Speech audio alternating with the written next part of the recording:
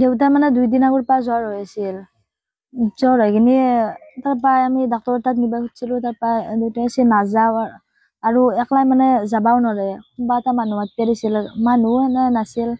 তাত কৈছে হ'ব দে মই পাৰিম। তাৰপৰা এনেকৈ থাকি তাৰে পিছদিনা গধূলিৰ পৰা মানে ভুল বকি আছিল দেউতাই। ভুল বকি হাত চাত মানে কোবাই আছিল। কোবাই থাকোঁতে সেই হ'ল। তাৰে পিছত ৰাতিটো থাকিল, কিছুমানে ভূতে ধৰা বুলিও ক'লে। তাৰপৰা সেনেকৈ গোটেই ৰাতিটো থাকিল।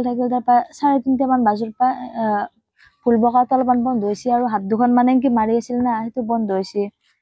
তাৰে আছে তাৰে পিছদিনা আমি ৰাতিপুৱা চাহ খুৱাই দিব চেষ্টা কৰিলো।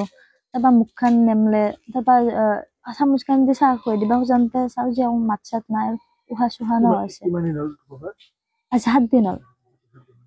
তোমালোক তিনিও আছে বৰ্তমান? মা নাই, মা আজি 6 বছৰ হ'ল, 6 বছৰ নাই ঘৰ পাই। আজি 1 মাহ 17 দিন হ'ল সৰু ভাইটিটো মোৰ ঢুকাইছে। কি হৈছিলে ভাইটিৰ জ্বৰ হৈছিল।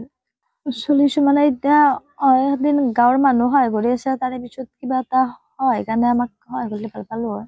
মই হাই ছেকেণ্ডাৰী পঢ়িছো।